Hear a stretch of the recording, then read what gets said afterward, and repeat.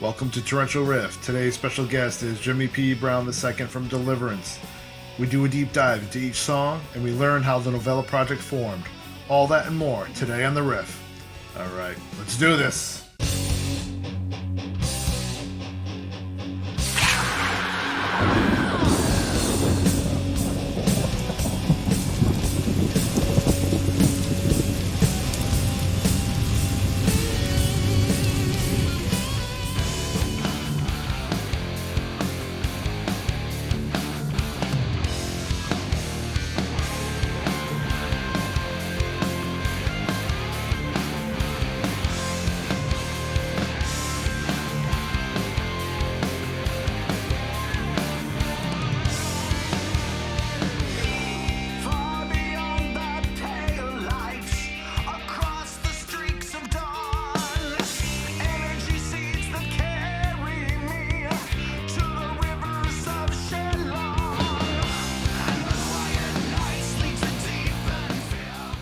Hey guys, welcome to Torrential Rift. Today's special guest is Jimmy P. Brown II from Deliverance, Novella, Eraserhead, Jupiter 6, Fearful Symmetry. Did I get them all?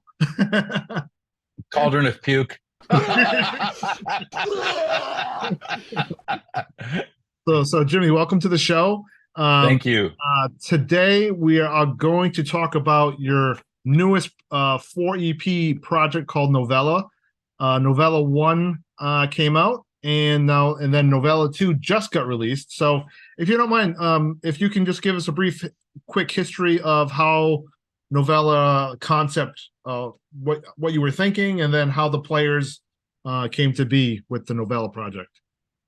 Well, I got the idea from another YouTube personality. He suggested, instead of releasing an album, try doing it this way. He said it seems like it might be the new way, And so I was like, okay, well, I'll consider it. So we're already writing. I already had all the songs for Novella 1, but right in the middle of that, I did a Creeping Death cover for my patrons. And wanted Larry Farkas to play the solos because Larry lives here in Vegas, and thought, oh, that'd be great, So I called him up and he was like, yeah. So he learned the solo, he came over.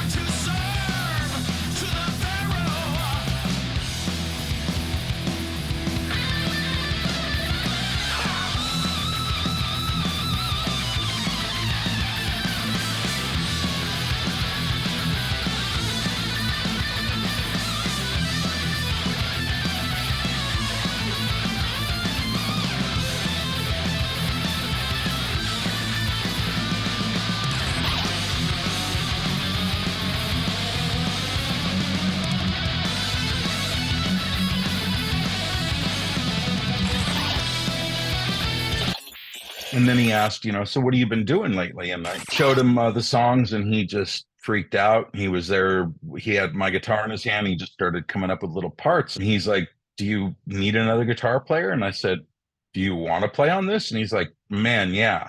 And I'm like, yeah, let's do it. So he loved the whole idea of releasing 4 EPs, kind of a storytelling thing. And that was the theme, it's just telling stories. Each song is their own individual stories. It's not like a concept record or anything like that. It's just more of an idea, I mean, every one of my lyrics tells a story anyway. So I kind of almost don't view it as any different than what I do. But nonetheless, it was cool. And Jim has already been working with me for years, not only in Deliverance, but doing solo stuff. Big thing that got a lot of attention was the Lead Me On cover from Amy Grant that he and I did. Of course, I love to involve Manny whenever I can. We wanted to do a follow-up for Eraserhead. So I said, well, this is going to be probably the closest thing. So why don't we do this? And so that's how the cast all got together. And it's pretty awesome because I hadn't played with Larry since he left Deliverance in '87, so it's been a while. Yeah, that's cool. So we're gonna go through it track by track. It's a 6-song EP. If you guys haven't picked it up, you need to pick it up. Jimmy, where do we go to get these? Through your website? Yeah, it's not on streaming yet. So if you want to get a signed CD from, has both mine and Larry Farkas's signature on it. Yeah, Jeremy's showing it right there. Want to pick it up you go to the www.jpbii.com website and just go into merchandise, and it's blasted right on the front of the page, if I'm not believe anyway. So You actually get a physical CD, yes. which is especially for me. I'm definitely a physical media person. Yeah. So And they're $8.99. You can't beat it. They're $8.99 for 6 songs, and it's almost a full album's length, honestly. it is. Shut up and take my money. Yeah, so it's pretty cool. And but if you're a patron of mine, minimum $5 a month, hint hint, you get it absolutely free. They just get sent to you. Nice. Yeah, So digital and CD. awesome.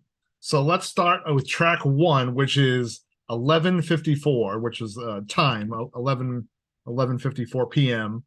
Now, do you normally start with like how does your songwriting? Do you normally just find a riff and then write the lyrics after, or do you find the chorus first? What's your usual method for a song? Method is lyrics. I always have, I'm always journaling lyrics. Poetry, poems, whatever you want to call it. I'm just always journaling stuff. And I go off stories that I read. I go off, and mostly with Novella, it's been going off of personal experiences with people that have just been writing me and telling me their stuff that's been going on. And one particular, and I asked their permission. I said I wouldn't name names or anything else like that, but it was a particular phobia that they were going through. And I understood it because I had gone through the same phobia of believing that when your time of death is going to happen, and they really believed it, and so 11:54 is literally the countdown, watching those 6 minutes of because at midnight this person really believed that their life was going to end, their mortal coil was going to be no more. And I just took it from that idea, and the song's 6 minutes. So it's like in that 6 minutes. And then if you notice, it's 6 minutes and a few seconds. So in other words, it's like, see, you're still alive. It's all good. Right. So kind of from that aspect,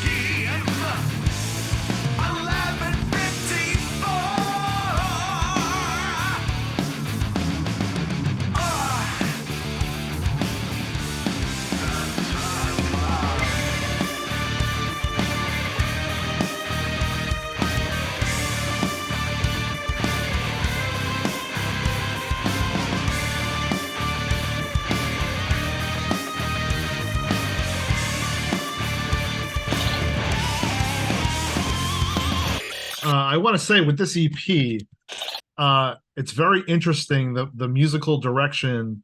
I hear hints of Pink Floyd, Led Zeppelin, oh yeah, Bowie, and Deliverance. It's Yes. a fusion, and you have like a song will start off maybe slow, and then it gets heavy. So it's a Yeah. really unique. Three of the six songs have that style, and I think it really works. Yeah. Very unique, very unique. Yeah. Yeah. It's I mean, there's on some songs more than others. Mm. I think 1154 is a straight ahead to me. It's very much a straight ahead deliverance song. Mm. If you hear it like ladder deliverance, like, Yeah. river disturbance, that kind of thing, Yeah. but it's a powerful song though. A lot of people said they heard the Queensryche meets Floyd meets Deliverance type of thing, Lots of, um but still, but not sounding like those bands. That's the key. Where right, it has right, your unique style and imprint, where you hear hints of those bands, but you take it and make it your own style. Which that's what yeah, it is, and it's very this EP is it's very atmospheric. I don't know what the right yeah, term you would use, but it just brings you to another place. So yeah. really, I love this EP. Well, that's what I appreciate that, because that's what we were going for. I remember when me and Larry were tracking everything, we had our 2 days a week that we would get together.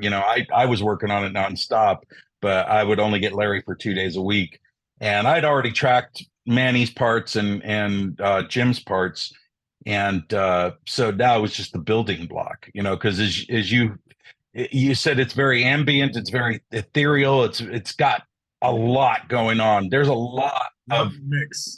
if you hear it in the headphones, that's the way to listen to this record. Yes. To sit and get lost for a while. Yep. And in fact, I got an email from one of our fans, and that's what he said. He just got lost in his headphones. He just sat and listened to it, and he hit it, and he listened to it twice, wrote me a really beautiful long email, and then said, I'm going straight away to listen to it again. I need to go to bed because I have to get up in 4 hours to go to work, but I can't stop listening to this. Yeah. I'm like, wow, that's pretty cool that he was allowed himself to be that immersed. Yeah. And for me, there were very few records that did that for me, and one of them being Wish You Were Here, and then the other Animals from Floyd. So it's funny you hear that.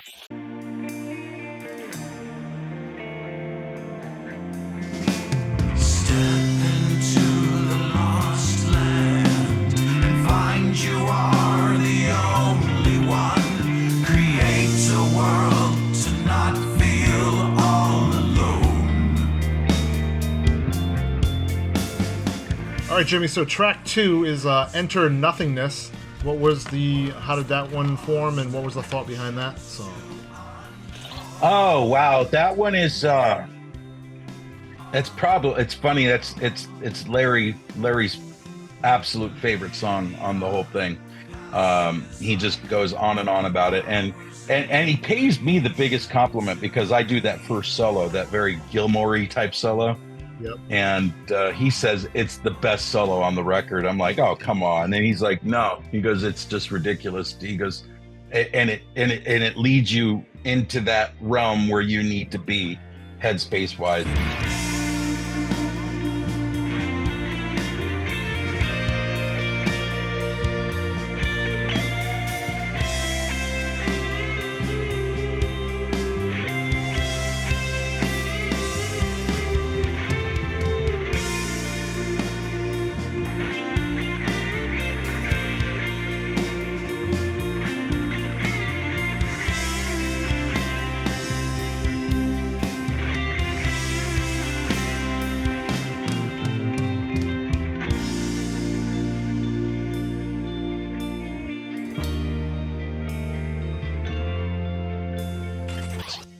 The song itself is about creation, because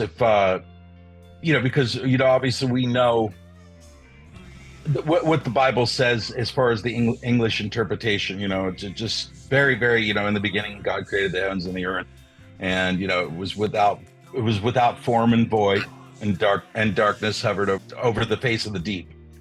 So, being an avid student of mysticism and Kabbalah and everything else, that they go deeper into the creation story into what was God before creation. What was Right. so God always existed. So, and if there was no universe, if there was no heaven and earth, if there was nothing, so God just sat. This universal, ever existing consciousness was there, and the very first sacrifice that happened was God had to take of itself and create the universe and create galaxies and stars and everything, and the earth as well included.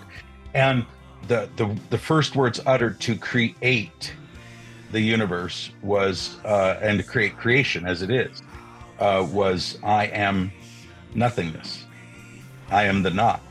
Ani ayin is the Hebrew word, and that's what this tattoo states. And it's a never-ending thing, you know. And it's the three letters spell out Ani, and then backwards it's Ayin. So I am the not, or I am nothingness.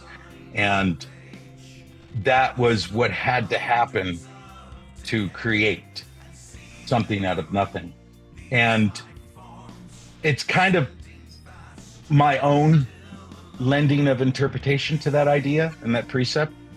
And in fact, when the heavy part comes, it's like almost like a storm. It's like the darkness over the deep. It's just, you know, and then it springs back to this life again, this like the sunshine's breaking through. It's just a very powerful notion. And I you know, see, like Larry, that's my favorite solo of Larry's is during the heavy part. It's so crazy when it goes into that heavy part, you know, because it's just like you don't expect it. Yeah. Not that, you know, and it just really like rah, rah, rah, rah, rah, you know, super cool, you know.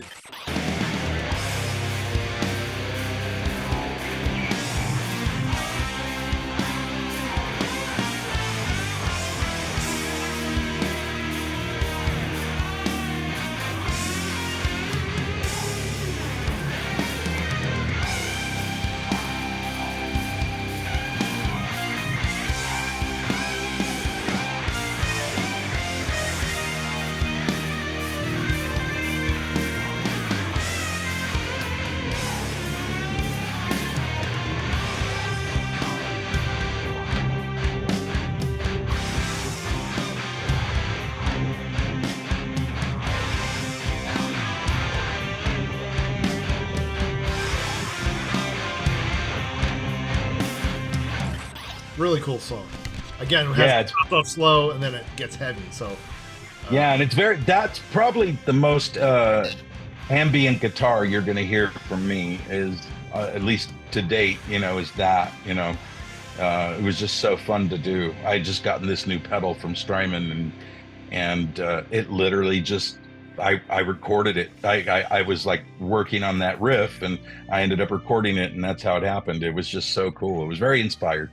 nice. All right, we have track 3, The Empty. Oh yeah, another one. That song, that was another inspired moment. Larry had come over to work on another song. He had one of my guitars out that he had never played. He's like, "Oh, this is the one you played in Germany and in Europe when you went." And I said, "Yeah." And he was just sitting there playing it, and that song, that dun dun dun dun dun, you know, it just all came out. And all of a sudden I just said, "Okay, stop." I hit record and I said, "Now keep going." And it just happened. All the parts started coming together, and it was just beautiful. So I carry it alone and take my trip. Feel the weight, but I refuse to put it on anyone else. So I carry it alone.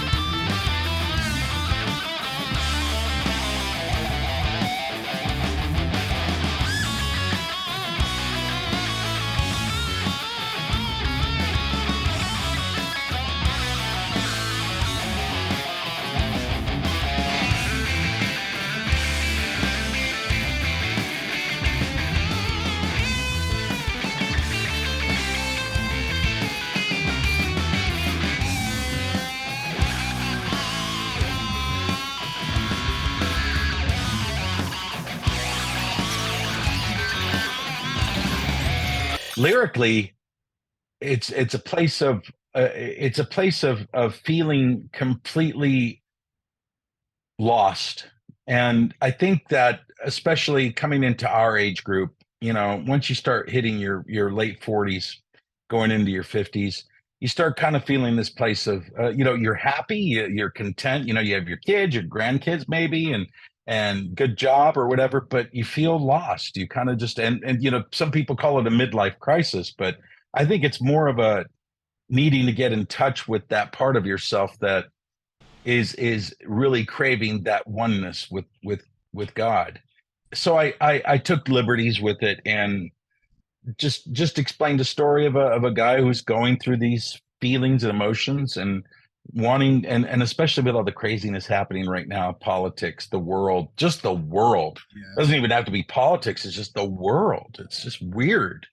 And I don't want to sound like my grandfather or my great grandfather is sitting on the porch going, man, it's gotten worse and worse, but it just seems like, it seems like this is way worse, and I'm as liberal minded as they come, but I'm looking at everything going, oh my God, what in the world is happening to this planet, and then being a conspiracy theorist too on top of it, it's just or a buff of it, but nonetheless, so I remember reading about this this fantasy land or this mythological land called Shambhala, and that's kind of this guy's journey is going through all the murk and the mire to reach that mythical city, Shambhala. So that's the idea of it. Okay. Leaving the empty behind to get to finally get filled, Yeah, nice. Yeah. Track 4, we have Slow Mo. Yeah. All heavy on that one.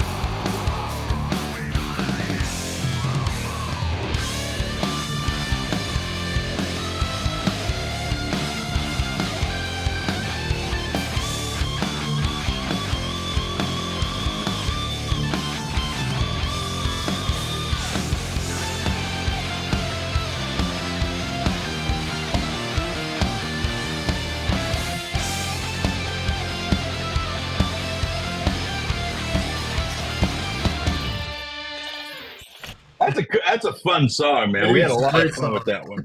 It's a great song. And that one is, I think that one is pretty self-explanatory as far as lyrically. It's it almost lyrically almost needed to be on Subversive Kind, because Subversive Kind is a very political record. It's just talking about the modern day and all the crap going on, Yep.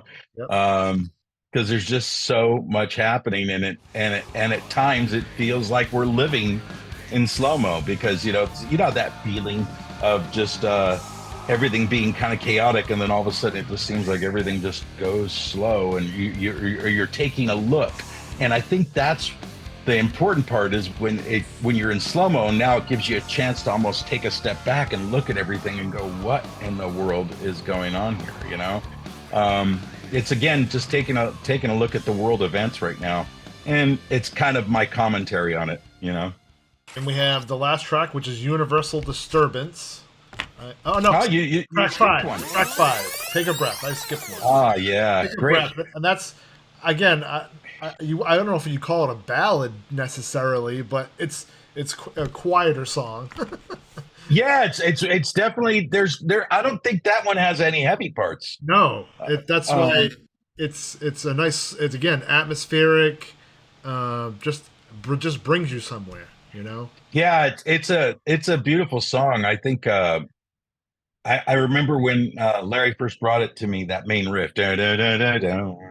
I was like, oh my gosh, dude, that sounds like Jimmy Page. You know, Yeah, it's so definitely cool. a Zeppelin influence I heard on that song. Yep. Oh yeah, man. And I was just like, that's great, man. I wish I could sing like Robert Plant so we could really do something cool, you know. But it's funny, one of my buddies over at Sweetwater who listened to the album said, it sounds like Bowie joined Zeppelin. Yeah. That's what this album sounds like, and then got David Gilmour to come and guest star on a few tracks, So that's those are all good compliments, trust me. Yeah, this one was based again on fan mail, just sharing stories. I love the fact that I don't know with other artists because I don't sit around and talk with the other artists about the kind of mail they receive and the emails and whatnot. I know a lot of people just hit delete and they don't read them. I read everything. I'm slow to respond, but I read everything. And, this was one that that's all that kept, I mean, they were describing all the chaos in their life and, their anxiety and all the stuff that's happening. And I love the fact that people feel that free to share with me, that they don't feel ashamed, that they feel like I can relate and that I won't judge them. And it's because I won't judge them. And I also don't give the cookie cutter standard Christian answers of, oh, well, just to look to the Lord, brother, and read Psalm 28 and you'll feel a lot better. See, I can't do that. I have to relate to them as a person. Yeah, really. And I sometimes wonder if that's why a lot of the things that happen to me happen.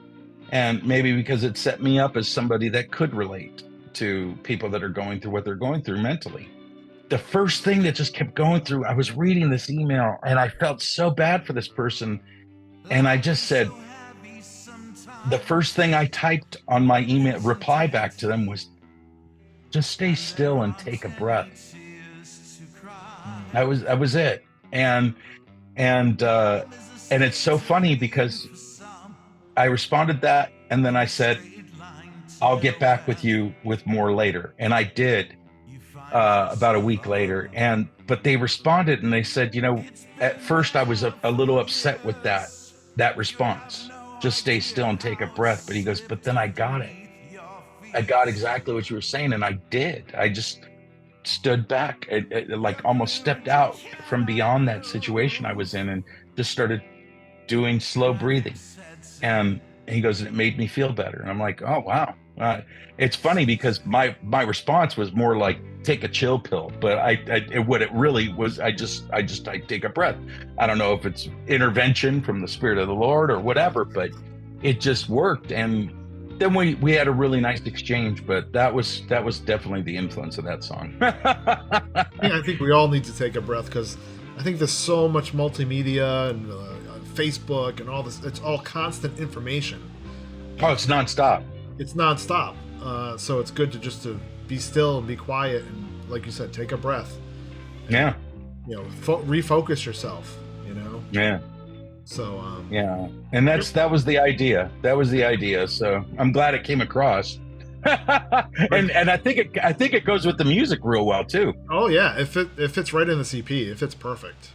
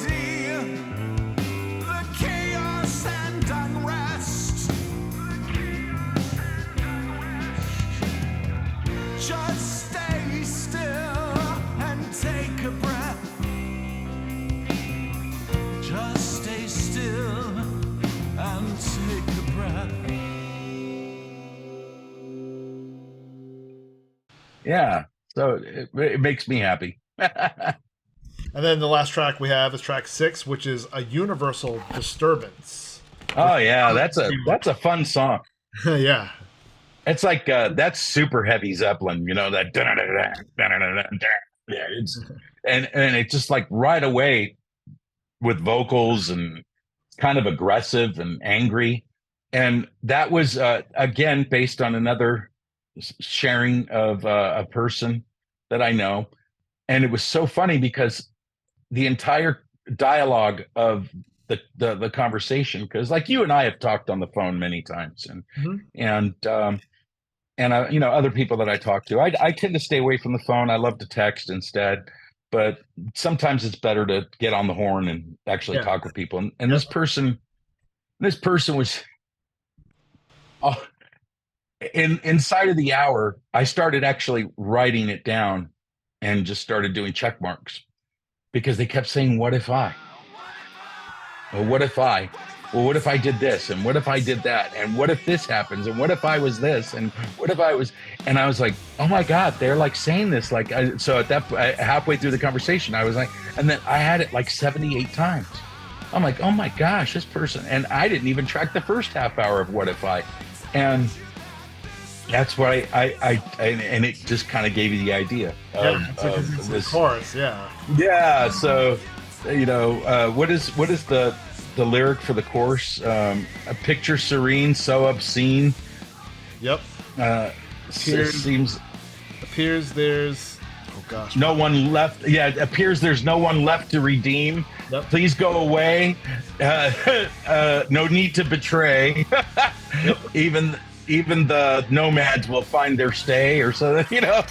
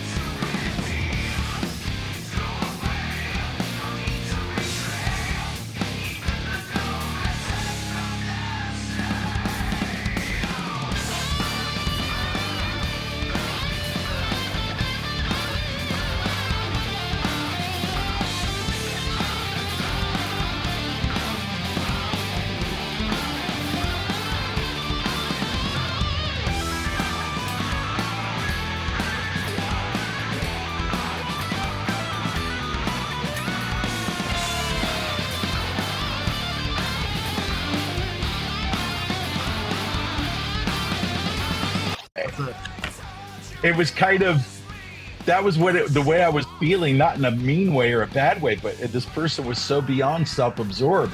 It's like sometimes you just gotta step away from that, look at yourself and say, well, that guy's really an idiot and seeing everything from just one way. And when you start looking at things like that, man, it changes your perspective. Yeah, exactly. So, and that's kind of the whole idea of these novellas, is helping people to just see that, you know what, we're all a lot more similar than we think. Yes. And we all go through issues, you know, like the big thing right now. I mean, I remember being a kid, and I don't know how much time we got left, but you know, I was diagnosed with anxiety very young, and now everybody and their brother has it. And, you know, and I remember them telling my parents, I think he has a form of autism. And my parents were like, no, he doesn't. You know, he's just fine. And they refused. And it wasn't that they were refusing to acknowledge this, it's that they didn't want me to be raised with this stigma inside of telling me that I can't or cannot do things with my life. And I'm very thankful the fact that they did, because I think it helped me to not sit around and feel sorry for myself, but to really try to achieve things. And I mean, I'll never forget the day that cable TV came, and we were there in my living room, and they installed it, and I immediately, like, oh, I heard about this MTV. I asked the cable guy, what channel is MTV? And then I put it on, and I think We're Not Gonna Take It or something stupid was on, right? And I looked at my family and my girlfriend, my wife. She was my girlfriend then, because I was 14, 15 years old, and I go, I'm going to be on that channel someday. Wow. And they started laughing. Oh my God, they all started laughing at me, except for my younger sister, Pearl. She's not younger than me, but she's the youngest sister. And she said, you know what? You will. I believe it. And a year later, I start Deliverance, and I don't even think it was a year. I think it was a few months later. And then, lo and behold, 5 years later, I'm on MTV. It's crazy. I want my MTV. I want my MTV. Yeah, too much is never enough. But see, being able to chase those dreams, being able to go after things like that, I think had I accepted, and my parents accepted the fact that I'd had some sort of a disability, quote unquote, maybe I wouldn't have been able to achieve those things. So I've certainly, there's nothing wrong with people, understanding and knowing that they have things that they deal with, but I think it's just overblown. Think about how many people you see with a security pet, or what do they call them now? Everybody I live in an apartment complex, and I'm talking people they don't have little dogs.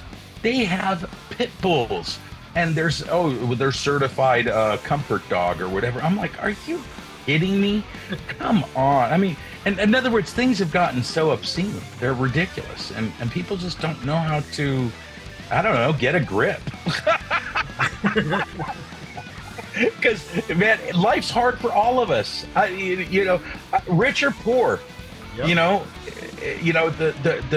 What did Solomon say? The rain falls on the just and the unjust alike. Yep. So in other words, we all go through this crap together. Doesn't matter status in life. Right. You see all these kids on TikTok, 13 years old. I'm depressed. What in the world do you got to be depressed about? Because the new Nintendo game didn't come out on time? My gosh, man. Depression is a serious claim. Anxiety is a serious claim. All of these things, but I think it's just all gotten so overblown. And, but it is what it is. I could sit here and complain all day like an old man, but I'm going to try not to. So, guys, check out the new Novella 2, and again, it's a physical CD. You also get the lyrics inside also. I'm going to put that on the screen. Oh, yeah. I was surprised because, sometimes in a little pamphlet, sometimes you don't get any lyrics. You actually got the lyrics in here, which is really awesome. Oh, yeah. My boy Rob Steele, man. He's been doing the art layouts for me. Yeah, the artwork is really cool. All hand-drawn. That's so awesome. And all four of them are going to make one big poster, one big picture when it's all done. Cool. Yeah, it's going to be cool. Also, it was mastered by some new guy that's new on the. Yeah, I heard. Been hearing some things about this guy. I don't know. Yeah, I found him through the advice of a friend who found him in the white pages. So it's like, okay, well, he just random called him up and said, "Hey, do you master music?" And he said, "Yeah, sure, I'll try." So I gave him a try. So we'll see how it rolls. Yeah, we'll see how it goes. All right, Jimmy, I want to thank you for being on the show. Hey, if you're watching this, I encourage you to be a Patreon of Jimmy's. I've been a Patreon for years, and if you want to hear good, unique music and support artists, be a Patreon. Yeah, thank you. Jimmy's not getting rich off this. He does it because of the love of the music. This is his gift to us, so we need to invest in him so he can create more music. So I highly encourage you to be a Patreon. If not, of course, you can still order the CD directly from his website. Absolutely. It's an actual physical CD, so you can put in a CD player. Again, I'm just a physical media guy, and some people are do all digital, and that's cool too. Good for them. But I again, I'm that old grumpy old man. I want my physical. So, Jimmy, thanks for being on the show, and thank you for this amazing gift of Novella project. And we look forward to hearing Novella 3 and 4. So, yeah, sure. Same here. Thanks for being on the show, and have a great day. God bless. You too, brother. God bless, man. Bye-bye. If you made it to the end, you are a legend, and I appreciate you watching the show. Just to let you know that Jimmy and I have actually even though we have the same last name, we are not blood relatives at all, just so you know that. Some people might get confused thinking that we're relatives, but we're not. So I just wanted to clear that up. Check out Jimmy's Patreon page and his website to get your hands on the new Novella 2 project. We look forward to 3 and 4. I want to thank Jimmy for giving me a chance to master the new Novella 2 project, and I want to give a big shout out to Kent and Rex at Area 312. Without you guys, this wouldn't have happened for me. They have a great show, so make sure you subscribe to them also. I'll leave a link in the description below. Alright guys, that's going to do it for this episode. I appreciate you watching and being a fan of the show. Alright, that's it for this one. God bless. See you on the next one.